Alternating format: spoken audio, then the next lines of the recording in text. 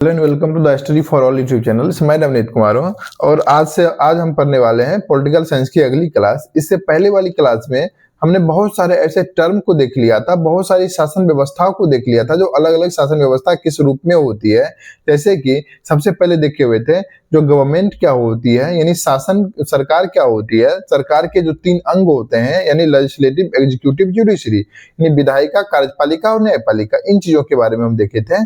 और साथ ही साथ हमने बहुत डेमोक्रेसी के बारे में देखा हुआ था और डिफरेंट टाइप के जो शासन व्यवस्थाएं होती है दुनिया में, जैसे डेमोक्रेटिक सिस्टम, जैसे थियोक्रेटिक सिस्टम, जैसे मोनार्की सिस्टम्स, डिक्टेटरशिप सिस्टम, ये टोटलिटेरियन फॉर्म ऑफ गवर्नमेंट, यानी बहुत सारे गवर्नमेंट के टाइप जो आज की दुनिया में प्रचलित हैं, ठीक ना। इन सब चीजों को हम देखे हुए थे। इसके बाद हमने देखा हुआ था जो किसी भी शासन व्यवस्था में, किसी भी सरकार की व्यवस्था में जो बहुत सारे फीचर्स हैं, जैसे रिपब्लिक सिस्टम यानी गणतांत्रिक व्यवस्था, कॉन्स्टिट्यूशनल मोनार्क संवैधानिक राजतंत्र, ठीक, उसके साथ parliamentary form of democracy, presidential form of democracy, ठीक, ये संसदीय प्रणाली, अध्यक्षीय प्रणाली, उसके बाद फेडरल सिस्टम संघात्मक शासन व्यवस्था क्या होती है, यूनिटरी फॉर्म ऑफ गवर्नमेंट एकात्मक सरकार क्या होती है, ठीक, प्रोसीजर एस्टेब्लिश्ड बाय लॉ यानी विधि द्वारा स्थापित प्रक्रिया, ड्यू प्रोसेस ऑफ लॉ, विधि की विधिवत प्रणाली, ये सारे टर्म को हम देख चुके हैं। तो आज से हम शुरू करने वाले हैं इंडियन कॉन्स्टिट्यूशन यानी भारत की पॉलिटिकल सिस्टम, भारत में राजनीतिक प्रणाली किस तरीके से, भारत में शासन किस तरीके से चलाए जाते हैं, इन चीजों को हमको देखना है। तो इसके लिए सबसे पहले हम भारत की जो हिस्ट्री है, इतिहास है, जो शासन प्रणाली है, इनको हम एक टाइमलाइन पे ड्रॉ करते हैं ऐसा जो, ठीक। तो चले देखते हैं। इंडिया जो है 1947 को इंडियन इंडिपेंडेंस एक्ट के द्वारा इंडिया को आजादी मिल गई, इंडिया को इंडिपेंडेंस मिल गया, इंडिपेंडेंस मिल गया, ठीक। साथ ही साथ 1946 में एक कॉन्स्टिट्यूएंट असेंबली यानी संविधान सभा का निर्माण हुआ, ठीक। और इसकी प्रथम बैठक 9 दिसंबर 1946 को हुई और लास्ट जो था वो 26 नवंबर 1949 को हुई लास्ट मीटिंग।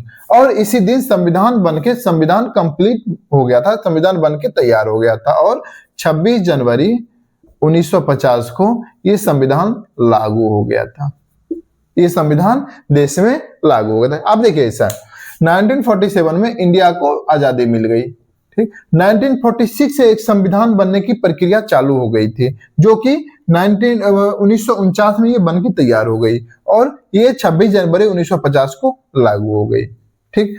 तो इस दिन के बाद से भारत की जो शासन व्यवस्था है वो इसी कॉन्स्टिट्यूशन के द्वारा, इसी संविधान के द्वारा चलाई जा रही थी। भारत की शासन व्यवस्था 26 जनवरी 1950 में के बाद से लेके आज तक, 26 जनवरी 1950 से लेके आज तक भारत की जो शासन व्यवस्था थी वो इस संविधान के द्वारा चलाई जा रही है, इस संविधान के द्वारा चलाई जा रही है, ठीक। अभी आप देखिए क्या 1947 से पहले शासन व्यवस्था कैसी थी, तो हम ये देख रहे हैं जो 1947 से पहले यानी भारत जो है वो ब्रिटिश के कंट्रोल में थी, इसको भी हम 2 हिस्सों में बांटते हैं, ब्रिटिश कंट्रोल को भी 2 हिस्सों में बांटते हैं। सबसे पहले भारत में संवैधानिक तंत्र का विकास जो था वो 1773 से यानी रेगुलेटिंग एक्ट यानी फर्स्ट पार्लियामेंट्री कानून, पहला ऐसा कानून जो किसी विधायिका के द्वारा पास हुई थी जो इंडिया में लागू हुई, वो रेगुलेटिंग एक्ट है, जो कि 1773 में थी। और ये रेगुलेटिंग एक्ट किस विधायिका से पास है, तो ये रेगुलेटिंग एक्ट यूके की विधायिका के द्वारा पास किया गया था जो इंडिया में लागू हुआ 1773 के द्वारा, रेगुलेटिंग एक्ट के द्वारा, ठीक। तो आप ऐसा देखिए जो 1773 से लेके 1858 तक इस पीरियड में भारत का जो शासन था वो कंपनी के द्वारा चलाया जा रहा था। भारत का शासन ईस्ट इंडिया कंपनी के द्वारा चलाया जा रहा था और भारत की जो विधायिका थी वो ब्रिटिश विधायिका के अधीन थी, यानी ब्रिटिश विधायिका भारत के लिए कानून बना रहे थे, जैसे कि रेगुलेटिंग एक्ट, जैसे कि पिट्स इंडिया एक्ट, जैसे चार्टर एक्ट, ये सारे एक्ट जो है के द्वारा भारत में शासन चलाए जा रहे थे। और भारत में जो शासन करने वाली थी इकाई, वो कंपनी के द्वारा शासन होते थे, डायरेक्ट ब्रिटिश के कंट्रोल में नहीं थे, डायरेक्ट ब्रिटिश गवर्नमेंट के कंट्रोल में नहीं थे, कंपनी के द्वारा, ईस्ट इंडिया कंपनी के द्वारा, क्योंकि ईस्ट इंडिया कंपनी ही ने भारत में एक राजनीतिक सत्ता स्थापित की थी और वो स्थापित करने के बाद तक 1858 तक ये कंपनी भारत पे शासन कर रही थी। 1857 में जो क्रांति हुई भारत में, सैन्य क्रांति, तो इस समय से लेके और 1947 तक भारत का जो शासन था वो डायरेक्टली ब्रिटिश क्राउन के द्वारा भारत में शासन चलाए जा रहे थे। ठीक, तो आप ऐसा टाइमलाइन देखिए जो, और 1773 से पहले भारत में मोनार्क सिस्टम था। भारत में मोनार्क राजतंत्र प्रणाली के द्वारा शासन होते थे, जैसे मुगल डायनेस्टी, यानी राजा जो होते थे वो सत्ता के केंद्र में होते थे और वो शासन चलाते थे 1773 से पहले। ठीक, 1773 के बाद से लेके 1858 तक कंपनी का रूल था, 1858 से लेके 1947 तक ब्रिटिश क्राउन का रूल था और 1947 के बाद से लेके अभी तक भारत में जो शासन की व्यवस्था है वो एक कॉन्स्टिट्यूशन के द्वारा, एक संविधान के द्वारा चलाई जा रही है, जिस संविधान का निर्माण संविधान सभा के द्वारा 1946 से लेके 1949 के बीच चलाए जा रहे थे।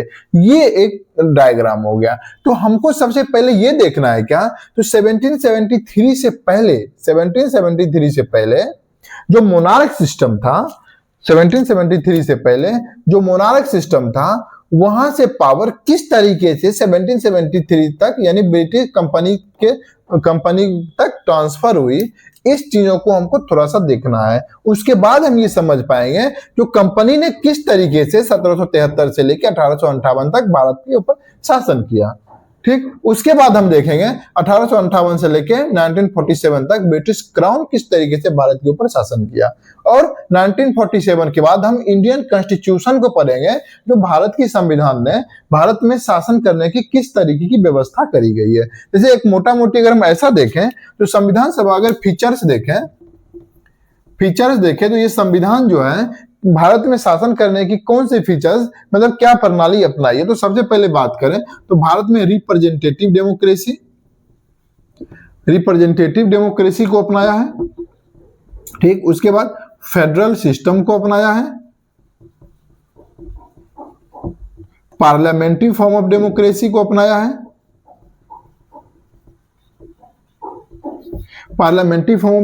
को अपनाया है, ठीक, प्रोसीजर एस्टेब्लिश्ड बाय लॉ और ड्यू प्रोसेस ऑफ लॉ, दोनों सिस्टम यहाँ पे चलते हैं, और साथ ही रिपब्लिक सिस्टम, गणतांत्रिक व्यवस्था भारत में चलाया जा रहा है। इसीलिए जब भारत की अगर शासन व्यवस्था को अगर डिफाइन करने की बात आएगी तो हम ऐसा कर सकते हैं, जो डेमोक्रेटिक रिपब्लिक ऑफ इंडिया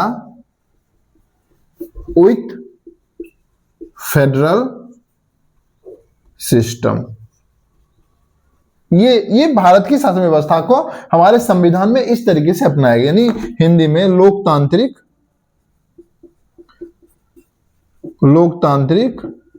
गणराज्य भारत, साथ में संघात्मक व्यवस्था,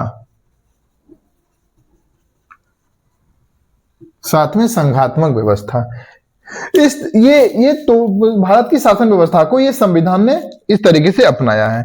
अब ये टर्म हम पढ़ चुके हैं, लोकतांत्रिक क्या होती है, जहां पे हेड ऑफ गवर्नमेंट जो प्राइम मिनिस्टर होते हैं, ठीक, वो इलेक्टेड हो, हेड ऑफ गवर्नमेंट इलेक्टेड हो। गणराज्य क्या होता है, तो हेड ऑफ स्टेट इलेक्टेड हो। ये सब चीज हम पढ़ चुके हैं। और संघात्मक व्यवस्था, जहां पे सरकार 2 या अधिक लेवल पे एस्टेब्लिश्ड हो, तो संघात्मक व्यवस्था। इस तरीके से भारत के शासन व्यवस्था को डिफाइन किया गया है हमारे संविधान में। ठीक, तो सबसे पहले हम वन बाय वन करके देखेंगे जो किस तरीके से पावर जो है, सत्ता जो है, वो मोनार्की से लेके कंपनी तक ट्रांसफर हो गई। उसके बाद कंपनी से लेके ब्रिटिश क्राउन तक ट्रांसफर हुई और ब्रिटिश क्राउन से भारत की संविधान मतलब सत्ता के केंद्र में आ गया। तो ये चीजों को हम देखेंगे तो हमारा पॉलिटिकल सिस्टम, हमारे जो राजनीतिक प्रणाली है, हमारे जो एग्जाम, जिन एग्जामों की चर्चा करी है उससे उनसे आने वाले प्रश्नों को हम इजीली उसको डील कर पाएंगे। तो ये चलिए हम सबसे पहले देखते हैं तो भारत में जो मोनार्की सिस्टम था 1773 से पहले तक, यानी मुगल डायनेस्टी के बारे में देखेंगे, उसमें भारत में शासन कैसे चलाए जाते थे। साथ ही British East India company Bharat में एंटर होती है, ठीक, और ईस्ट इंडिया कंपनी और मुगल डायनेस्टी दोनों के बीच किस तरीके से पावर का ट्रांसफर होता है, फिर हम आगे देखेंगे। चलिए शुरू करते हैं, देखते हैं।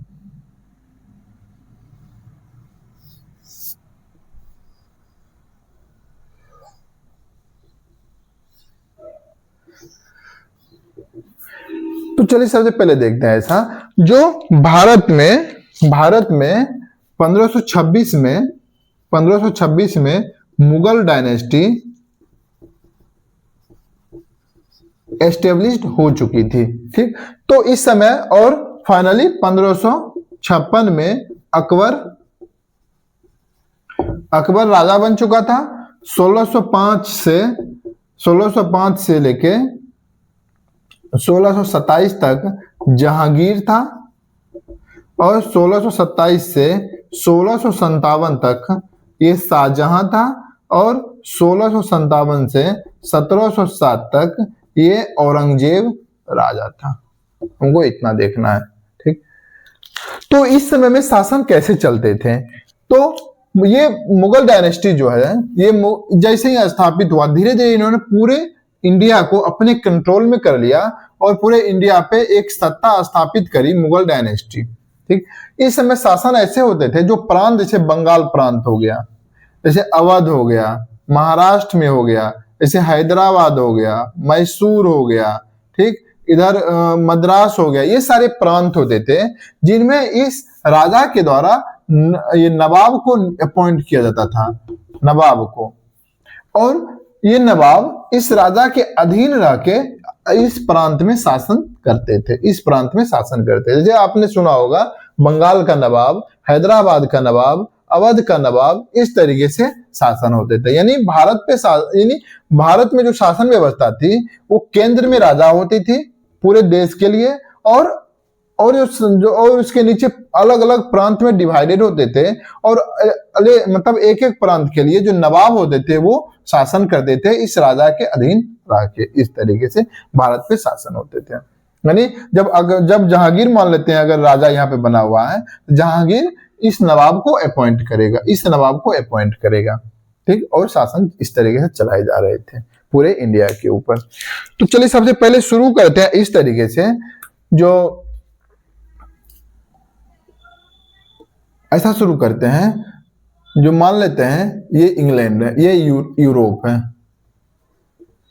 यूरोप में बहुत सारे देश हैं, जैसे इधर पुर्तगाल हो गया, इसके बगल में स्पेन हो गया, ऊपर फ्रांस हो गया, ठीक, ऊपर इंग्लैंड हो गया।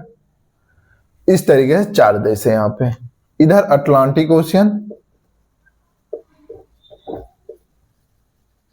ठीक, उसके बाद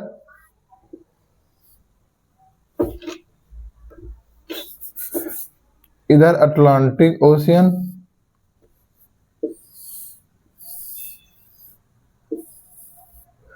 उसके बाद इधर अरब हो गया। तो चलिए सबसे पहले सुनते हैं। शुरुआत के समय में प्राचीन काल से ही यूरोप और इंडिया के बीच ट्रेड होते थे, ठीक, क्योंकि यूरोप में मेनली कॉटन यानी टेक्सटाइल, सिल्क और स्पाइसेस, इन चीजों की जरूरत होती थी। यूरोप के लोगों को इन चीजों की जरूरत होती थी, कपड़े की और स्पाइसेस, मसाले की।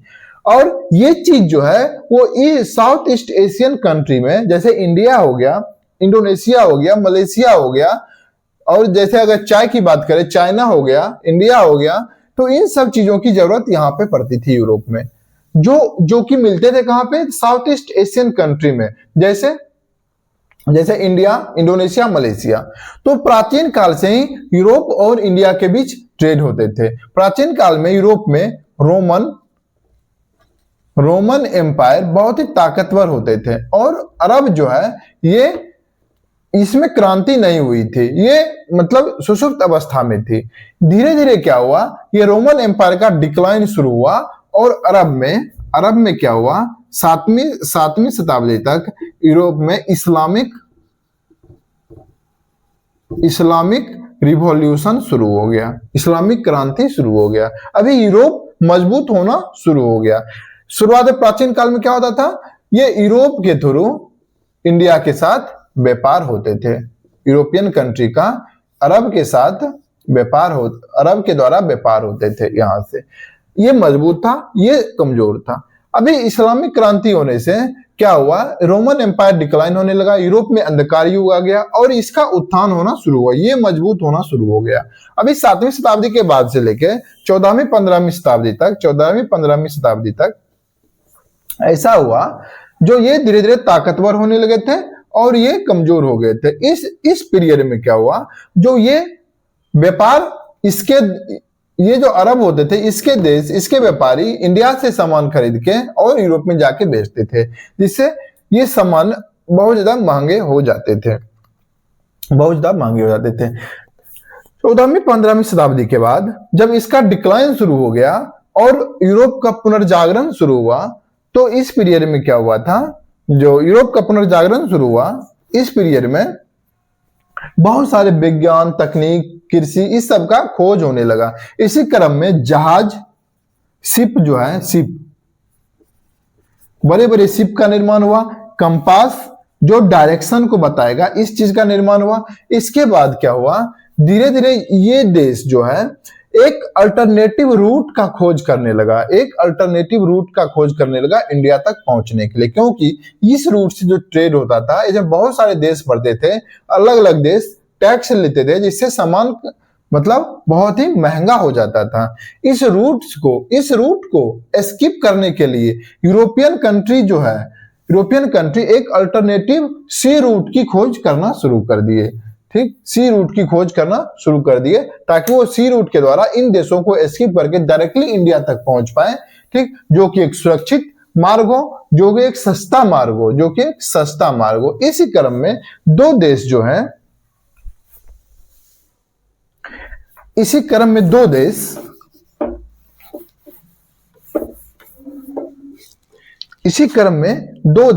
यानी पुर्तगाल और स्पेन आगे निकल के आए। ठीक, ये दोनों देश इनकी खोज में अग्रसर हो गए। तो क्या किया पुर्तगाल और स्पेन ने, 1487 में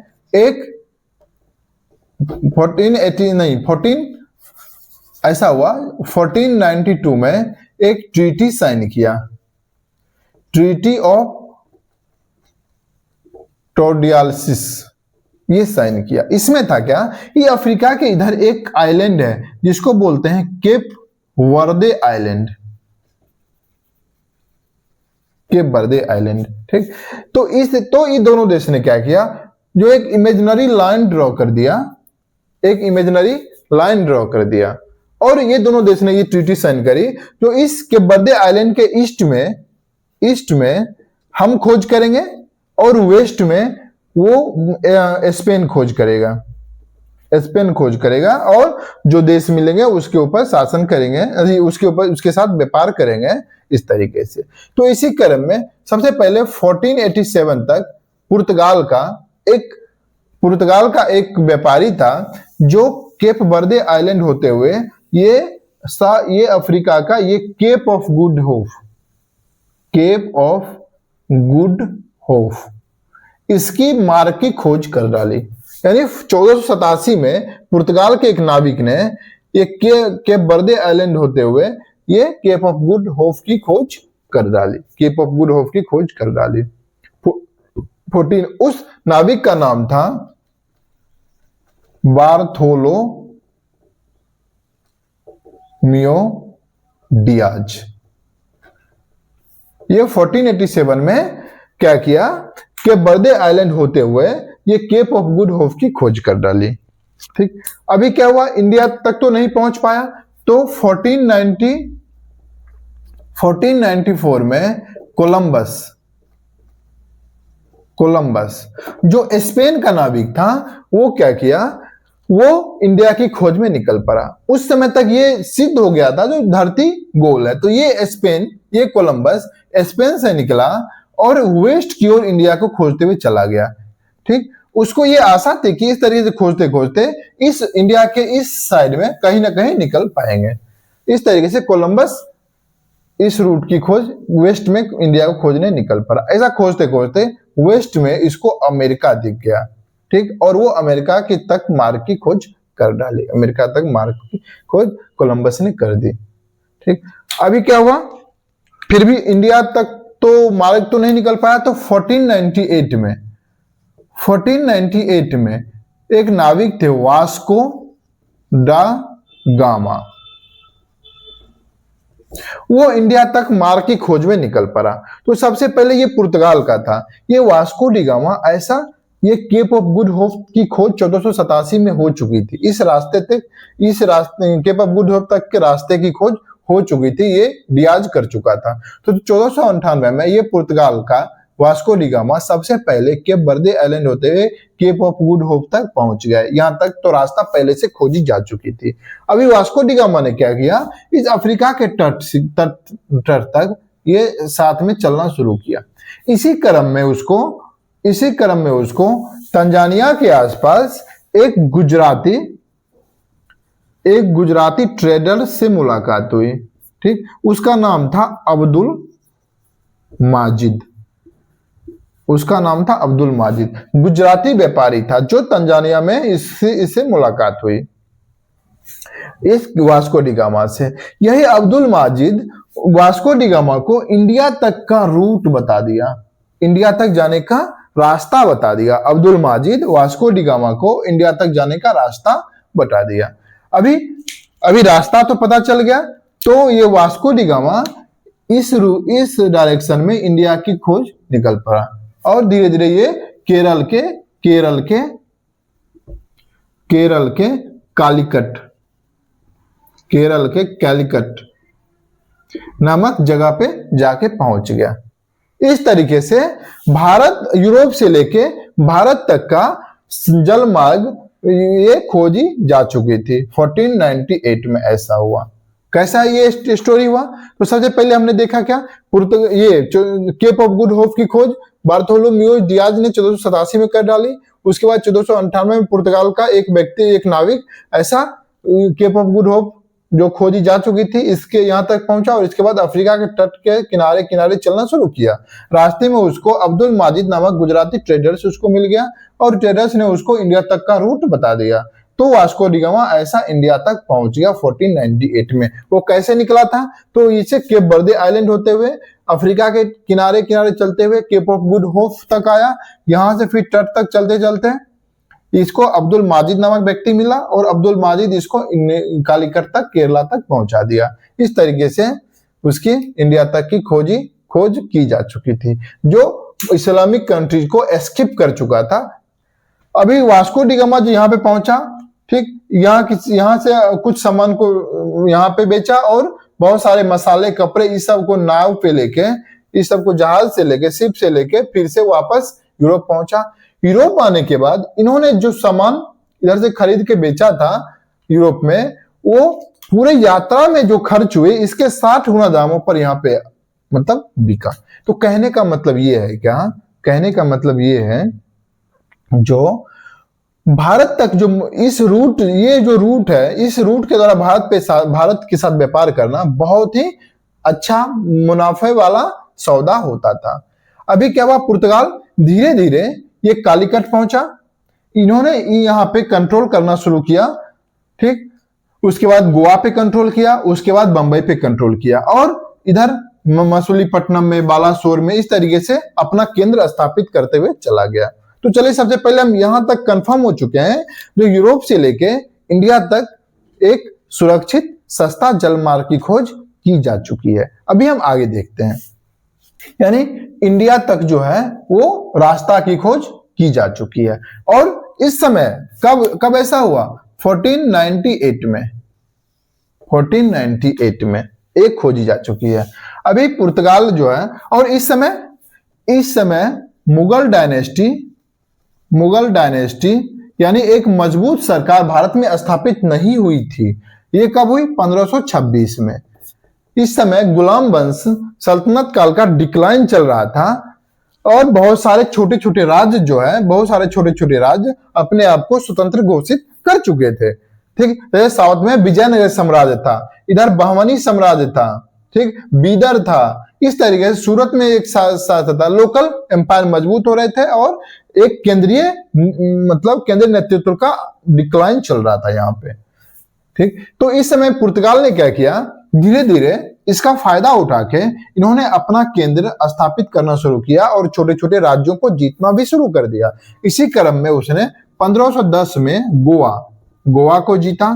ठीक, 1534 में बसाई मुंबई उन्होंने कब्जा कर लिया, यानी गोवा और मुंबई पे इसने कब्जा कर लिया पुर्तगाल ने। और व्यापार यहाँ पे और बहुत सारे इसके तट पे बालासोर हो गया, हुगली हो गया, मछलीपट्टनम, विशाखापट्टनम, इस सब जगह पे उन्होंने अपना फैक्ट्री स्थापित करना शुरू कर दिया और व्यापार करने लगा। इस क्रम में पुर्तगाल बहुत ही मुनाफा कमाने लगा। भारत से सामान खरीद के यूरोप में बेचना, यूरोप से सामान लेके भारत में बेचना, ये व्यापार उसको बहुत ही मुनाफा दे रहा था। तो इसे यही चीज देख के यूरोप के और भी कंट्री जैसे France, Dutch, Spain,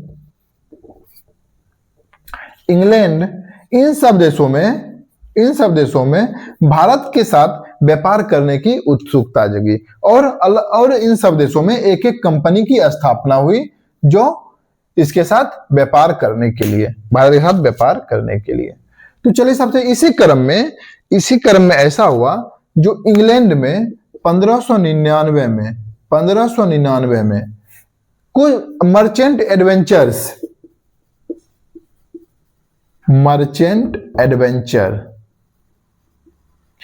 merchant adventure नाम के कुछ व्यापारी ने एक कंपनी की स्थापना करी जिसका उद्देश्य भारत के साथ व्यापार करना था। एक कंपनी का एस्टेब्लिशमेंट किया और इसका मेन काम क्या था? तो भारत के साथ व्यापार करना। और भारत यूरोप इधर है, भारत इधर है, तो यूरोप से भारत ईस्ट की ओर है, तो इस कंपनी का नाम रखा गया ईस्ट इंडिया। के साथ व्यापार करना था तो ईस्ट इंडिया और कंपनी, इस कंपनी का नाम रखा। तो सबसे पहले शुरू करते हैं। पुर्तगाल ने इन्होंने यहाँ पे अपना एक नींव स्थापित कर लिया यहाँ पे और इंडिया से यूरोप के बीच व्यापार करना शुरू कर दिया। इसी क्रम में उन्होंने भारत के कुछ इलाकों को जीतकर उस पर अपना कब्जा भी कर लिया, अपना शासन भी कर लिया। जैसे गोवा हो गया, बसाई हो गया, दीव, दमन द्वीप में दीव, इस पर भी कब्जा कर लिया, इस पर भी अधिकार कर लिया। इस तरीके से यहाँ की राजनीतिक सत्ता में भी हस्तक्षेप करना शुरू कर दिया। इस तरीके से पुर्तगाल तो यहाँ पे स्थापित हो चुके थे। ठीक, और यूरोप के दूसरे कंट्रीज इस पर व्यापार करने के लिए अपनी अपनी कंपनी बना चुकी थी। फ्रांसीसी east India company, Dutch east India company, Spanish company, England east India company. तो जब हम इंग्लैंड की चर्चा करेंगे तो 1599 में मर्चेंट एडवेंचर नाम के कुछ व्यापारी ने एक कंपनी बनाई जिसका नाम उसने ईस्ट इंडिया कंपनी रखा और इसका मेन काम था इंडिया के साथ व्यापार करना। 31 दिसंबर 1600 इस डेट को इंग्लैंड की महारानी एलिजाबेथ ने इस कंपनी को, ईस्ट इंडिया कंपनी को भारत के साथ व्यापार करने की मोनोपोली दे दी, एकाधिकार दे दिया। यानी इंग्लैंड का कोई और दूसरा कंपनी भारत के साथ व्यापार नहीं कर सकता है। ऐसा महारानी एलिजाबेथ ने इस कंपनी को मोनोपोली, ईस्ट इंडिया कंपनी को मोनोपोली दे दी। यानी इसको कहा गया जो आप only and only this company will trade to India, यानी भारत के साथ ये कंपनी व्यापार करेगी। इस तरीके से मोनोपोली इसको मिल गया। अब ये कंपनी 1608 ये कंपनी 1608 में सूरत में अपनी पहली फैक्ट्री खोली। सूरत में ये कंपनी अपनी पहली फैक्ट्री खोली। कौन? East India company. 1600 में, 1608 में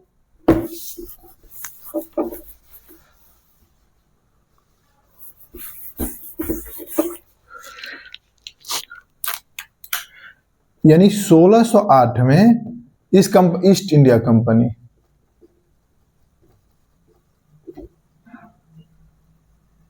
ईस्ट इंडिया कंपनी, इसकी स्थापना 1599 में मर्चेंट एडवेंचर नाम के कुछ व्यापारी ने करी। ठीक, 1600 में इसको मोनोपोली मिल गई। 1600 में इसको मोनोपोली मिल गई किस चीज का? तो इंडिया के साथ व्यापार करने का एकाधिकार मिल गया, यानी इंग्लैंड की कोई दूसरा कंपनी नहीं कर सकती है। 1608 में इसने फर्स्ट फैक्ट्री खोली। फर्स्ट फैक्ट्री कहां पे खोली? तो सूरत में। सूरत में इसने फर्स्ट फैक्ट्री यहां पे खोली, सूरत में। ठीक, अभी 1608 में इन्होंने इंडिया में एंटर किया। अभी 1608 में इंडिया में एक मजबूत सरकार की स्थापना हो चुकी थी। 1608 में जहांगीर भारत का शासन कर रहा था, जहांगीर। ठीक, यानी केंद्रीय नेतृत्व यहाँ पे मजबूत हो चुकी थी 1608 में जहांगीर। तो जैसे ही इन्होंने कंपनी स्थापित किया, तो जो एक इस कंपनी का जो एक व्यक्ति था, कैप्टन हॉकिंस, ये ईस्ट इंडिया कंपनी की तरफ से जहांगीर के दरबार में गया और व्यापार करने की अनुमति मांगी। तो व्यापार करने की अनुमति मांगी तो जहांगीर ने व्यापार करने की अनुमति दे दी, क्योंकि व्यापार करने से तो सरकार को फायदा होता है। तो इस तरीके से कैप्टन हॉकिंस फर्स्ट इंग्लिश था जो जहांगीर के दरबार में गया, मुगल दरबार में गया और उन्होंने व्यापार करने की इजाजत मांगी। तो जहांगीर ने ये सूरत में और इसके वेस्ट पश्चिम तट पे मतलब इसको व्यापार करने की आज्ञा दे दी 1608 में। अभी तक क्या हुआ था? पुर्तगाल गोवा पे कब्जा कर चुका था, यानी पुर्तगाल के पास 1510 में गोवा आ चुका था। 1534 में मुंबई आ चुका था, और भी बहुत सारे थे, ये दो चीज आ चुका था। अभी क्या हुआ? 1608 में ईस्ट इंडिया कंपनी यहां पे घुसी, कैप्टन हॉकिंस के दरबार में गया, आज्ञा मांगी, उसको आज्ञा मिल गया व्यापार करने का। ठीक, तो ये इंग्लैंड का था और पुर्तगाल ये था। तो इंग्लैंड का जो सम्राट था चार्ल्स थर्ड, ठीक है ना, इसका पुर्तगाल की राजकुमारी के साथ शादी हुआ। तो पुर्तगाल ने क्या किया? दहेज के स्वरूप मुंबई को इसके सौंप दिया, यानी इंग्लैंड को सौंप दिया।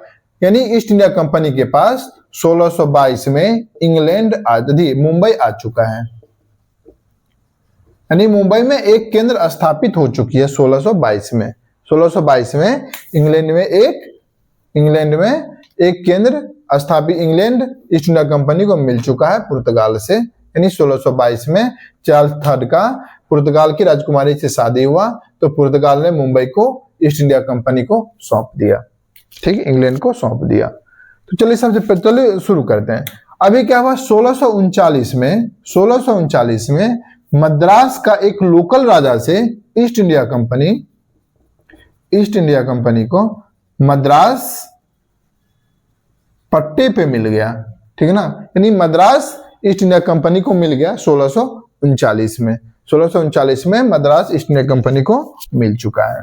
ठीक, अभी उसको मद्रास का शासन करने, उसका किलेबंदी करने, सिक्का ढालने इसकी अनुमति मिल गई। यानी मद्रास में एक केंद्र स्थापित हो चुका है, यानी उसका किलाबंदी कर सकता है, उसका शासन कर सकता है, सिक्का डाल सकता है, अपने शासन कर सकता है। इसके साथ साथ मद्रास के बाद विशाखापट्टनम,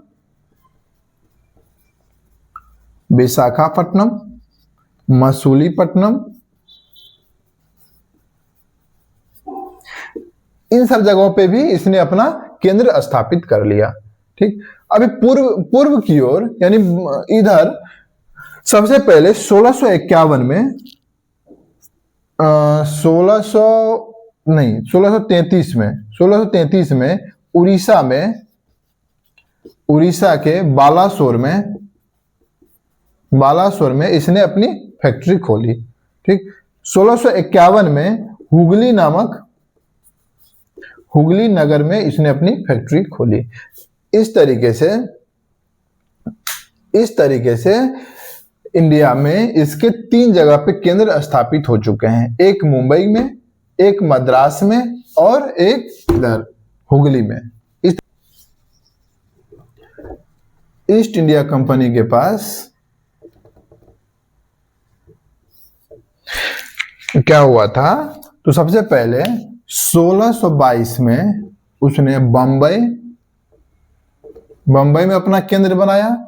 1639 में मद्रास, ठीक, और 1651 तक उसने बंगाल में अपना केंद्र स्थापित कर लिया। ठीक, इस क्रम में इसे अपने प्रतिद्वंदी के साथ युद्ध लड़ने पड़ते थे, लोकल राजा के साथ युद्ध लड़ने पड़ते थे। इन्होंने अपनी सेना भी बनाई, अपना नेवी भी बनाया। इस तरीके से धीरे धीरे ये मतलब भारत में एक राजनीतिक सत्ता स्थापित करना की प्रयास करने लगे। तो इसी क्रम में ईस्ट इंडिया कंपनी ने अपनी एक सेना की स्थापना कर लिया। ठीक, क्योंकि उसे अपनी प्रतिद्वंदी से, जैसे फ्रांसीसी कंपनी से, डच कंपनी से, पुर्तगाल कंपनी से युद्ध लड़ने होते थे, लोकल स्थानीय राजा के साथ युद्ध लड़ने होते थे, भारतीय राजनीतिक प्रणाली में हस्तक्षेप भी करने होते थे। इसलिए इन्होंने, ईस्ट इंडिया कंपनी ने अपनी एक सेना की मतलब स्थापना कर ली, सेना की स्थापना कर ली। अभी इसको भारत में एक राजनीतिक सत्ता स्थापित करने की महत्वाकांक्षा जगने लगी। तो इसने क्या किया, 1686 में भारत का जो केंद्रीय नेतृत्व था वो औरंगजेब के नेतृत्व में था। इसने क्या किया, युद्ध की घोषणा कर दी औरंगजेब के खिलाफ युद्ध की घोषणा कर दी, जिसमें ईस्ट इंडिया कंपनी की बुरी हार हुई। इसके मद्रास प्लस मसूलीपट्टनम,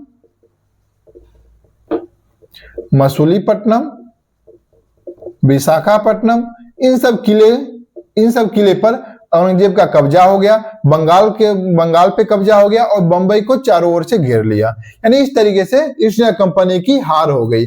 अभी इसके कंपनी के डायरेक्टर्स को ऐसा लगने लगा जो अभी केंद्रीय नेतृत्व इतना कमजोर नहीं हुआ है जो उसे युद्ध में हराया जा सके। तो इसके व्यापारी ने औरंगजेब के दरबार में हाजिरी लगाई। इन्होंने चापलूसी का सहारा लिया, इन्होंने माफी मांगी युद्ध के लिए। औरंगजेब ने 1.5 लाख रुपए हर्जाना लेकर इसे फिर से व्यापार करने की आज्ञा दे दी। औरंगजेब ने 1.5 लाख रुपए हर्जाना लेके इसे कंपनी को फिर से व्यापार करने की आज्ञा दे दी।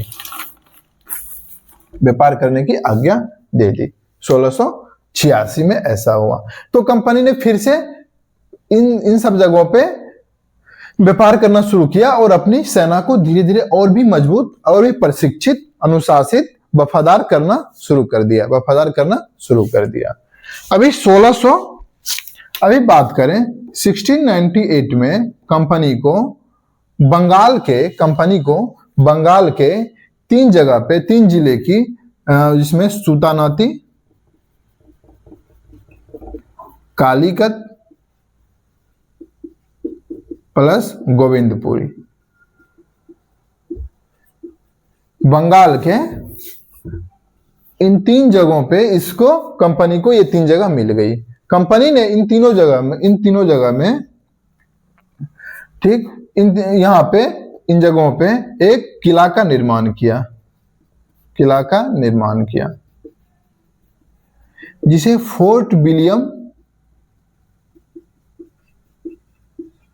किला कहा गया। यहां पे एक नगर की स्थापना हुई। अब बाद में यही नगर महानगर बन गया, जिसे आज हम कलकत्ता के नाम से जानते हैं।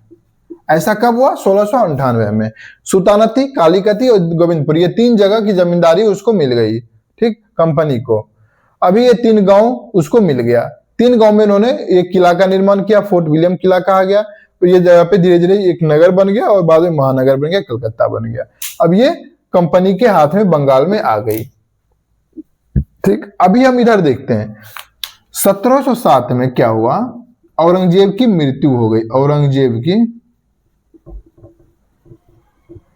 की मृत्यु हो गई। ठीक, उससे पहले 1700 में बंगाल का नवाब जो है वो मुर्शीद कुली खां, बंगाल का नवाब मुर्शीद कुली खां, इसको बनाया गया 1700 में। बहुत ही योग्य शासक था ये, औरंगजेब ने इसको यहाँ का नवाब बना दिया, ये शासन कर रहा था। लेकिन औरंगजेब की मृत्यु के बाद जब मुगल शासक जो था वो कमजोर होना शुरू कर गया था, मुगल 1707 के बाद, तो ये मुर्शीद कुली खां अपने आप को स्वतंत्र करना शुरू कर दिया। ठीक, अपने आप को स्वतंत्र करना शुरू कर दिया। जैसे डिक्लाइन हुआ मुगल एम्पायर का, तो मुर्शीद कुली खां बंगाल का जो नवाब था धीरे धीरे अपने आप को स्वतंत्र करना शुरू कर दिया,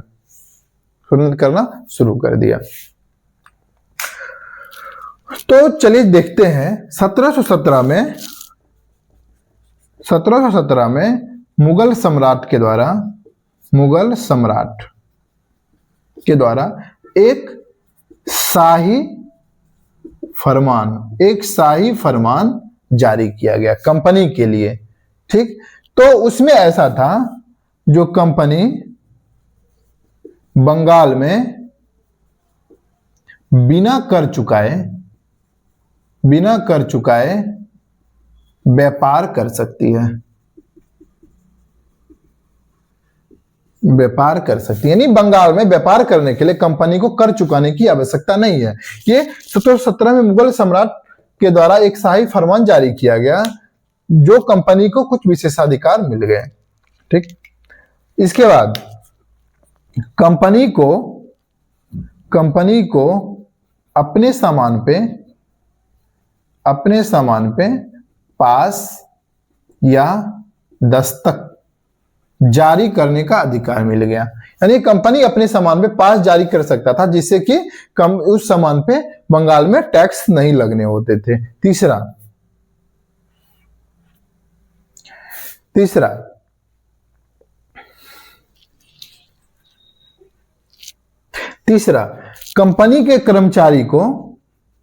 कंपनी के जो कर्मचारी होते थे, जो स्टाफ होते थे, उसको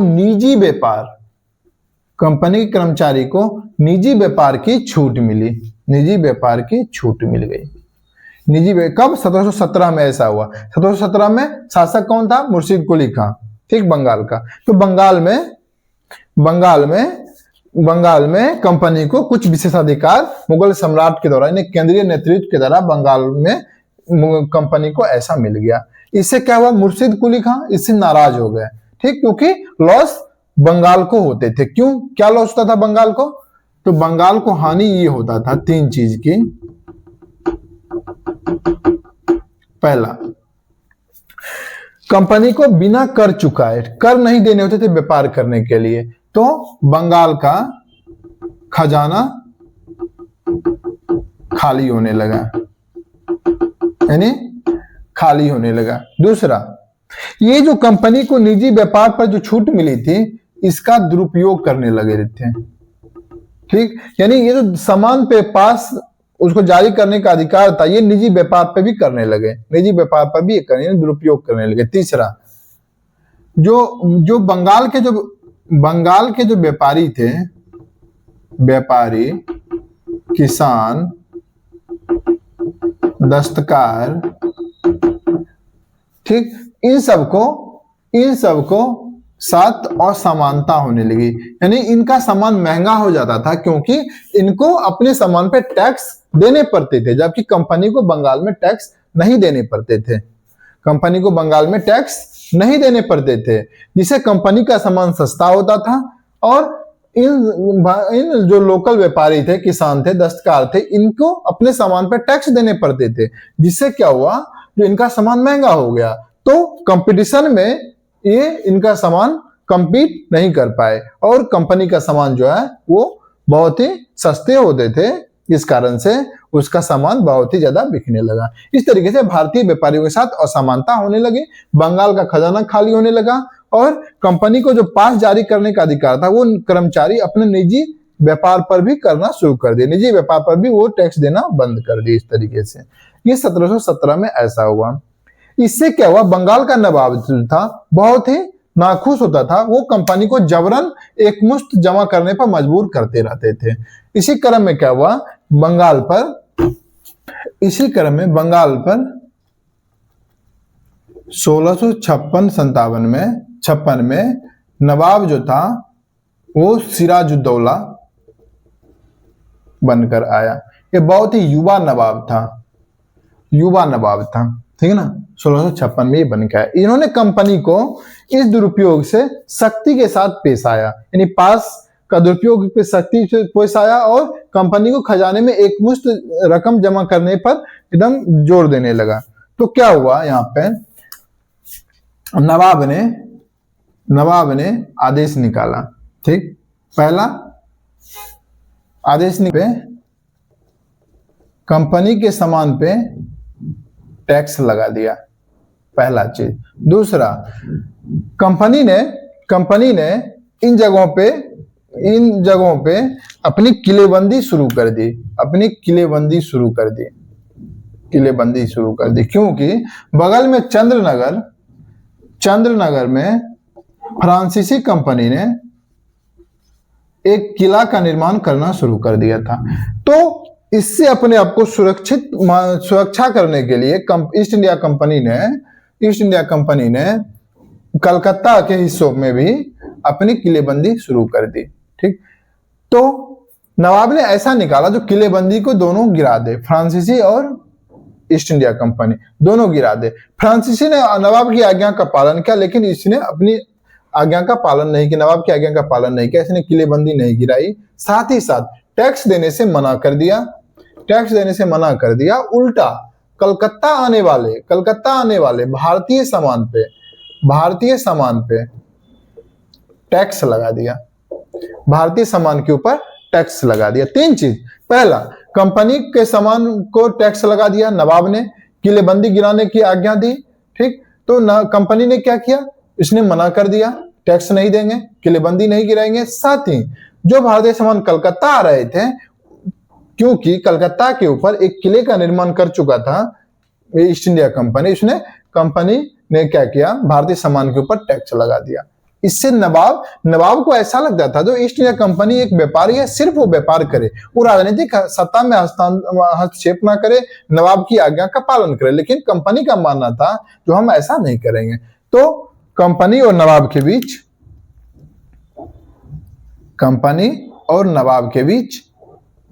बीच पलासी के मैदान में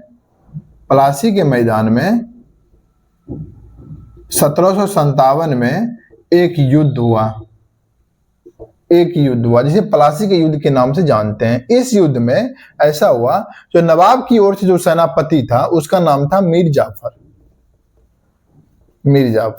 कंपनी ने मीर जाफर के साथ सेटिंग कर ली और मीर जाफर के नेतृत्व में सेना की बहुत बड़ी टुकड़ी युद्ध में उतरी ही नहीं, जिससे नवाब की हार हो गई और सिराजुद्दौला की हत्या कर दी गई, मृत्यु हो गई यहाँ पे इसी युद्ध में। अभी कंपनी विजय हो गई। कब? 1757 में पलासी के युद्ध में ऐसा हुआ, जो कंपनी विजय हो गई, नवाब हार गया, यानी बंगाल का नवाब हार गया मीर जाफर की गद्दारी के कारण। कंपनी 1757 में कंपनी विजय हुई, बंगाल का नवाब हार गया। अभी बंगाल पे क्या हुआ, कंपनी विजय हो गई, कंपनी ने क्या किया, मीर जाफर को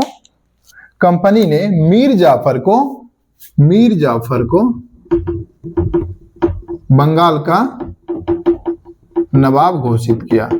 यानी बंगाल का नवाब किसको बना दिया गया, मीर जाफर को, जो कंपनी की सहायता करी थी युद्ध में नवाब सिराजुद्दौला की हार में। ठीक, मीर जाफर को बंगाल का नवाब बना दिया गया। मीर जाफर ने फिर बंगाल का नवाब बनते ही क्या किया, कंपनी को बंगाल,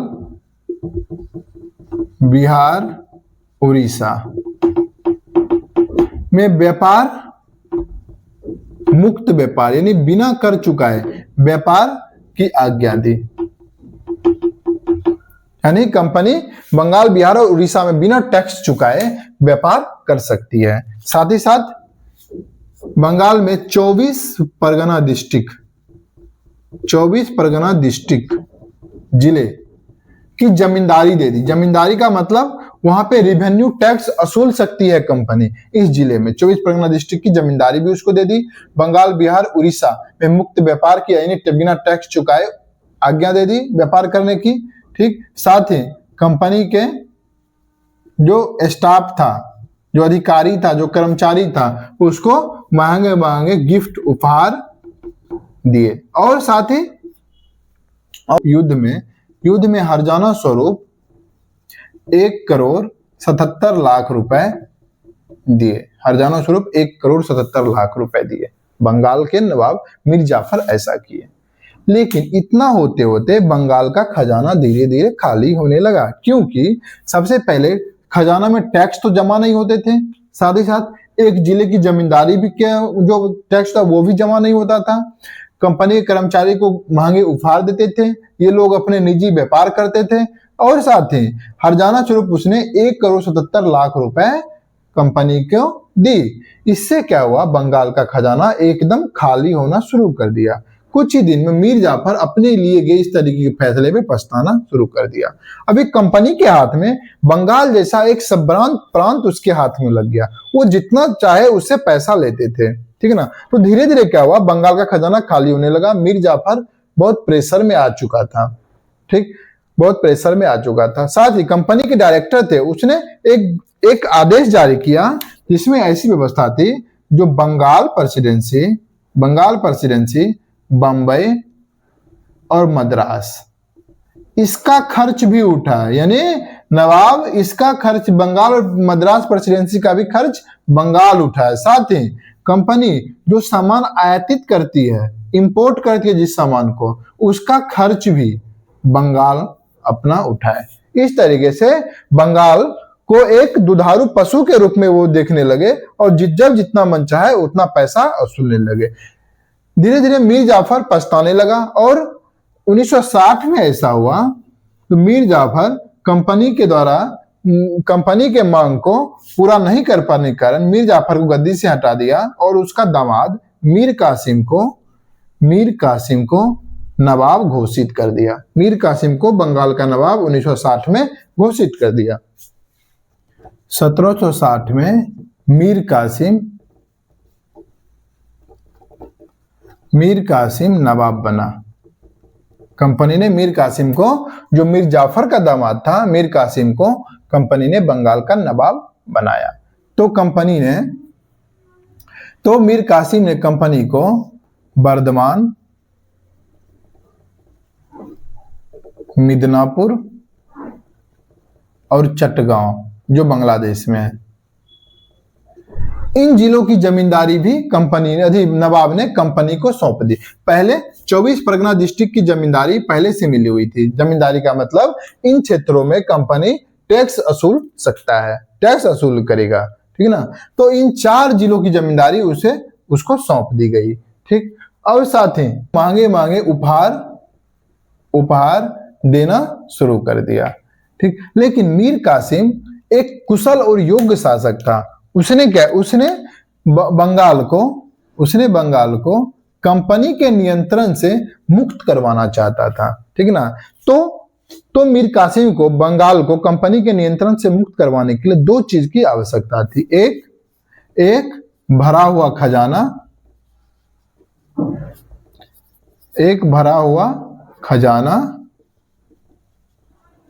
ठीक, साथ ही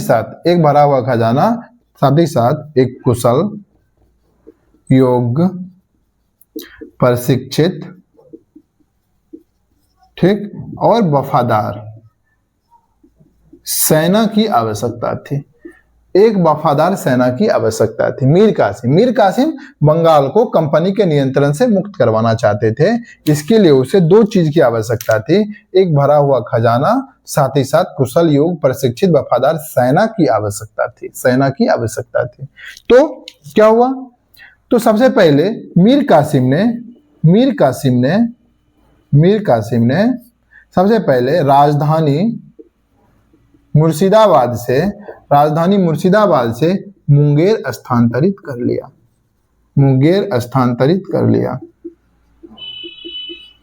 ठीक, कंपनी को जो पास या दस्तखत जारी करने का अधिकार था, इसके दुरुपयोग को रोका। ठीक, इस तरीके से। और तीसरा, इसने क्या किया, जो बाजार में कंपनी को मुक्त व्यापार बिना कर चुकाए व्यापार करने का अधिकार था, लेकिन भारतीय व्यापारी को ऐसा नहीं था।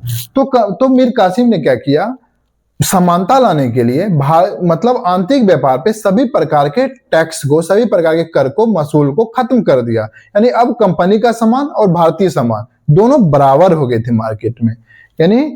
यानी आंतरिक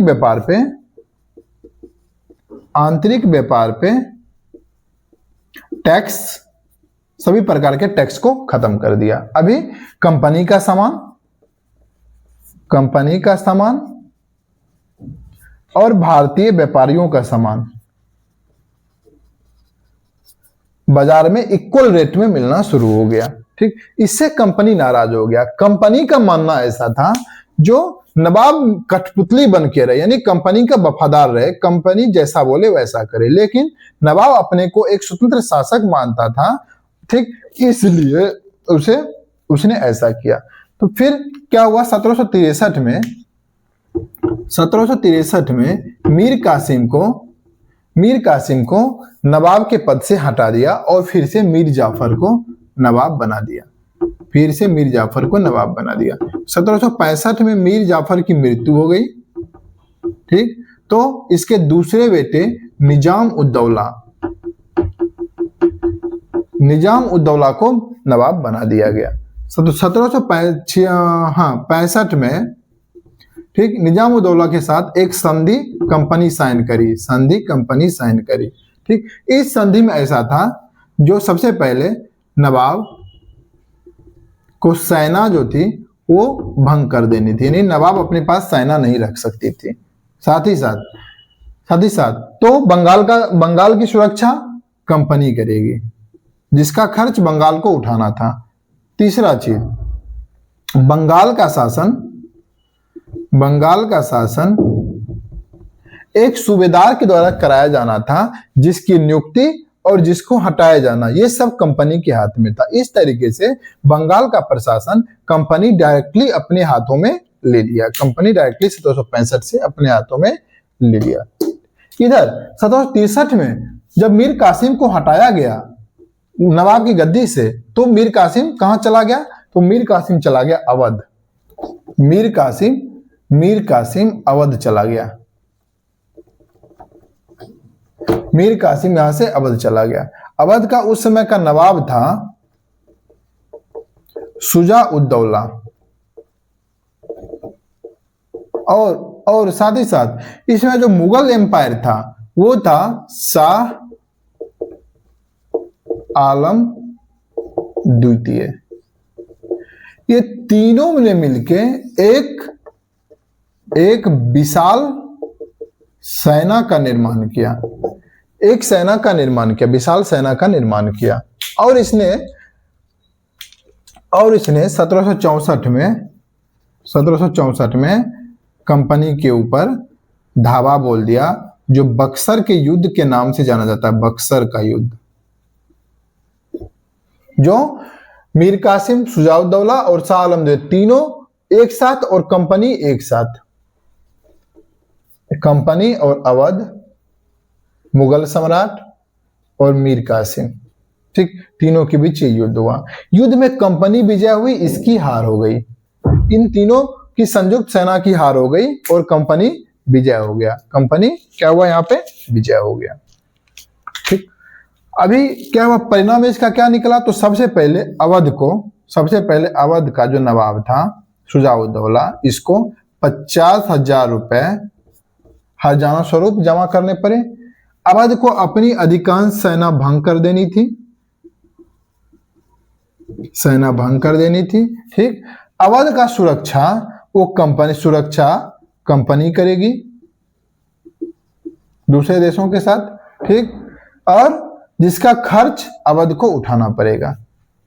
अभी जो मुगल सम्राट था, इससे बंगाल, बिहार और उड़ीसा की दीवानी प्राप्त कर ली, ठीक, यानी लीगल उस पर कब्जा हो गया उसका, और उसे बदले में इलाहाबाद का एक किला जीत कर दे दिया और 26 लाख पेंशन दे दिया मुगल सम्राट को। इस तरीके से बक्सर का युद्ध और प्लासी का युद्ध, इन दो युद्धों ने बंगाल के ऊपर ब्रिटिश का यानी कंपनी का रूल एस्टेब्लिशमेंट कर दिया, ठीक है ना। यानी 1764 से लेके 1764 का बक्सर का युद्ध, 1757 का प्लासी का, इन दो युद्ध में विजय के साथ ही बंगाल पे कंपनी का रूल एस्टेब्लिशमेंट हो गया, यानी कंपनी का शासन स्थापित हो गया। अभी 1765 से लेके 1772 तक बंगाल के ऊपर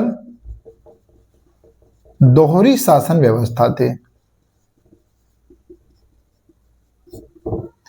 दोहरी शासन व्यवस्था क्या होती है? तो प्रशासन चलाने का काम नवाब के हाथ में था और उसके अधिकारियों पदाधिकारियों के हाथ में था, जबकि टैक्स असूलना, टैक्स लगाना, ठीक है ना, इम्पोज करना, टैक्स असूलना, कलेक्ट करना, ये काम कंपनी के हाथों में था। अभी कंपनी मन चाहे अपने अनुसार से टैक्स लगाता था, टैक्स असूलता था, ठीक, जबकि नवाब का काम सिर्फ प्रशासन करना था। इस तरीके से बंगाल के ऊपर दो प्रकार से दोहरी शासन व्यवस्था स्थापित हो गई थी। यानी नवाब के पास उत्तरदायित्व तो बहुत था, लेकिन उसके पास सोर्सेस कम थे, जबकि कंपनी के पास सोर्सेस बहुत ज्यादा था, लेकिन जिम्मेदारी कुछ भी नहीं थी। इस तरीके से कंपनी ने दोनों हाथों से बंगाल का संसाधन का दोहन करना शुरू कर दिया। तो बंगाल में इसी पीरियड में बहुत सारे भयंकर आकार पड़े, लाखों की संख्या में आदमी की मृत्यु हो गई, ठीक। अभी क्या हुआ, कंपनी और उसके अधिकारी कर्मचारी जब कंपनी से यहाँ बंगाल से बहुत सारे धन कलेक्ट करना शुरू कर दिए थे, जब यहाँ के कर्मचारी अधिकारी जब यहाँ भारत से जाते थे इंग्लैंड में, तो ये बहुत सारे पैसे लेके जाते थे। तो इंग्लैंड के दूसरे व्यापारी, दूसरे इंडस्ट्रियलिस्ट, इन सब चीजों से मतलब जलन ईर्ष्या होने लगे, क्योंकि ये लोग बहुत ही पैसे वाले होते थे, यहाँ से बहुत सारे पैसे वसूल के जाते थे वहां पे। धीरे धीरे क्या हुआ, जो ये पैसे के बल पे वहां के इंग्लैंड की राजनीतिक सत्ता में भी हस्तक्षेप करने लगे। अभी इंग्लैंड को लगा क्या, जो कंपनी अब धीरे धीरे मजबूत हो रही है, पैसे के बल पे राजनीतिक सत्ता में मतलब हस्तक्षेप भी कर रहे हैं, तो इन सब से बचने के लिए धीरे धीरे कंपनी भारत में जब मजबूत हो रहे थे, उसी टाइम लगा क्या इंग्लैंड की सरकार को, जो कंपनी के अस्तित्व को भारत में कम करे और ब्रिटिश पावर को भारत में बढ़ाए। तो धीरे धीरे क्या हुआ, बहुत सारे रेगुलेशन एक्ट लाके, यानी regulating act, Pitt's India act, charter act, और फाइनली धीरे धीरे कम करके 1858 में भारत में कंपनी के रूल को खत्म कर दिया और ब्रिटिश रूल स्थापित हो गई। तो चलिए आज खत्म करते हैं, अगले क्लास में हम शुरू करेंगे जो किस तरीके से ब्रिटिश गवर्नमेंट अपनी पावर को भारत में बढ़ाना शुरू कर रहे हैं और कंपनी के पावर को कम करना शुरू कर रहे हैं। Thank you.